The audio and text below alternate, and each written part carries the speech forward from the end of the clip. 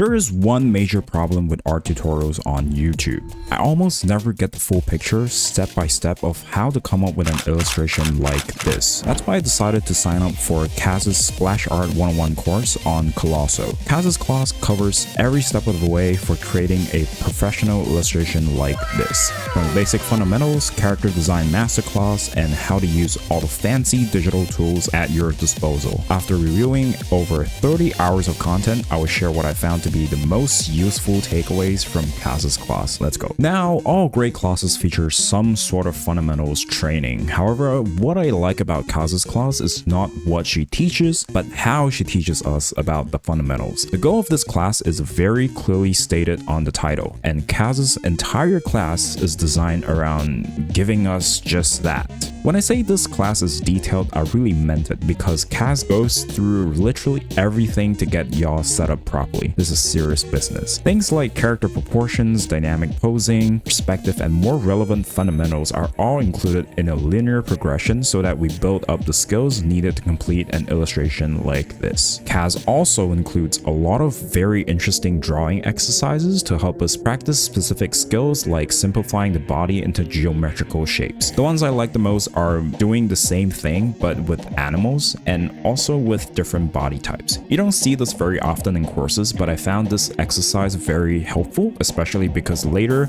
we have a character design segment, so playing with different anatomy types helps a lot in that. She also goes in depth into each major body part and how to construct them efficiently, plus stuff like the face and how to draw expressions. I love these drawing exercises she included with how to draw facial expressions. Mixing and matching different emotions together can really level up a story moment in your illustrations. On the topic of characters, KAZ also went super hard into how to paint clothing. Since it's pretty much a staple if you're drawing characters, KAZ spent a good amount of time here just to make sure everybody gets the gist of drawing clothing, the physics of it, and how to convey different weight and textures. This stuff goes deep. But basically, you always want to pay attention to the different tension points and how gravity is working on those points. Aside from that, KAZ also goes in depth into color theory, lighting, and atmospheric perspective. Because in most splash art, they always include a scene where it's pretty much an expansive space like outdoors or a big room, and these little tricks that makes the scene more believable is actually very useful to help make the art look more polished. To quickly summarize what I learned in a course, the key to this is to control your values. You generally want the stuff in the background to be more unified, meaning there's less variation in values, and as the object or person gets closer to the camera like this, the contrast gets stronger. Same thing with colors. The further away the object or person is, the more the colors will sway away from their local colors and more towards the gamut colors, aka the environment colors. I actually watched through all of this and began grinding out some of the exercises to get myself warmed up for the final boss. So be right back, time for the training arc, I guess.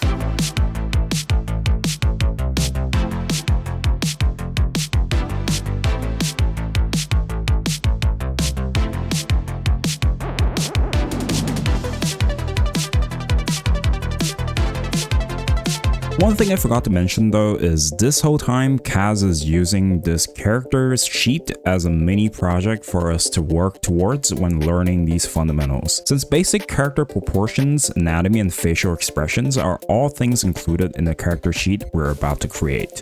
Not only are we thinking about the designs and the lore for the character, we also need very strong fundamentals to be able to pull this off. I really like this project-based learning approach by KAZ. Dare I say, it might even be the best way to learn. Throughout the whole thing, KAZ will also occasionally drop some insane tips about workflow, like using the 3D model in Clip Studio Paint or the assets page. She goes into all the settings and stuff, so even if it's your first time using it, you'll pretty much learn everything about it by the end of the session. Some of the settings she mentioned, I didn't even know it existed. Back to practicing drawing expressions using emojis as a base to draw facial expressions, then practice combining different emotions to make a more complex expression is a great exercise introduced here, but I personally love and will continue to stand for practicing with mean faces. I made a video about it here that you can watch, but this is also a great way to get yourself out of that same face syndrome death zone. How else are you going to learn how to draw the Riz face? The whole experience for me up to this point of the class is just seamless. seamless because KAZ doesn't waste time teaching you stuff you don't need. And she actually puts the character sheet on hold before teaching us how to render stuff later on, instead of just finishing it and skipping a bunch of steps. So here I am working on this character sheet, and one thing I'm paying attention to early on during the sketching phase is the composition and the flow of the page. Since there will be multiple things being presented here on the page, I want to have clear priority for each of the elements being presented here. The simplest thing you can incorporate right now is probably the big, medium, small rule, which will automatically make the composition more dynamic. KAZ talks about this much more extensively and how to apply this rule to the character design process as well in the course. And as I'm working on this final splash art in the background, I just want to showcase the benefits of getting to watch the entire working process of a professional. Devil's in the details, right? For example, you'll probably never find someone talking about their brushwork like what KAZ is doing here with the hair. It looks so clean with the shapes, but really it's just a big stroke with a round brush to create this gradient.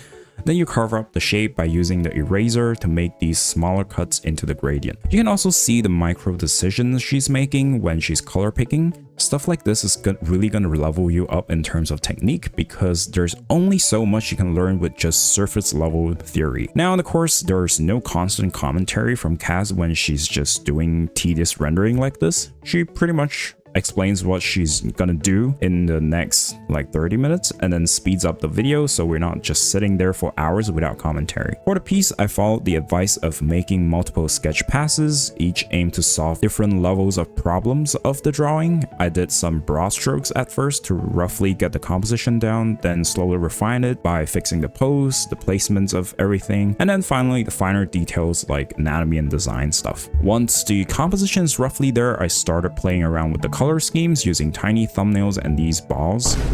Shout out to one of the X tutorials in this video actually, you can watch it here. I quite like this one, so from here I just rendered everything using what I learned in the previous section of the course. KAZ very conveniently covered how to render materials that appeared in most of the art we'll see, like metal, wood, glass, and stuff like that. So at this point, it's just practice shots for me. For my piece, I don't have as many characters or objects, so I kept everything super simple, totally not because I'm lazy. In terms of rendering, and just focus mainly on the character himself. The layering can get super complicated sometimes if there's too many overlaps happening, especially having to deal with different light sources and placements of the characters. So for the video's sake, I just kept everything super simple. There's also very convenient framing using these squarish shapes in the background from the bookcases. To make it look more fancy, I tried using some amount of fisheye perspective to draw more attention to the center while also playing into this curve in the foreground. You really get the most bang for your buck with fisheye when everything's centered like this because it's actually quite easy to pull off. And here's my final piece after applying all the tips I learned from KAZ.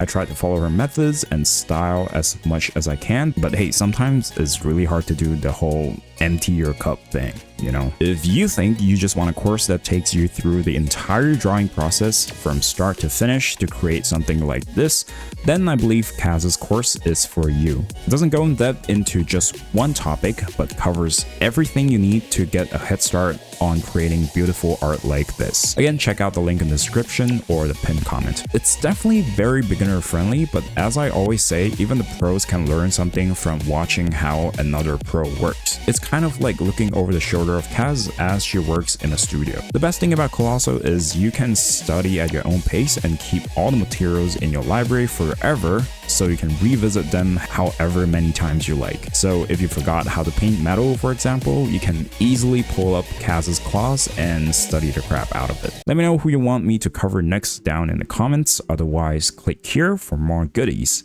This one will blow your mind, I think. Subscribe. Bye.